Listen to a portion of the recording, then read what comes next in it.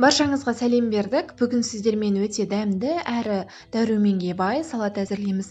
Ең алдымен брокколиді жақсылап жуып, тазартып, арнайы бөлікшелерге бөліп, қазанымызға су құйып, қайнатып, үстіне тұзымызды салып, брокколиді салып, 1-2 минутқа пісіріп алатын боламыз. Піскен брокколиді сүзіп алып, арнайы ыдысымызға салып, үстіне қиярымызды турап, қызанағымызды турап салатын боламыз. Пиязымызды да майдалап турап, суын жақсылап сығып, үстіне салатын боламыз. Лимонның суын құямыз. Зәйтүндерімізді саламыз, және де зәйтүннің майын құямыз.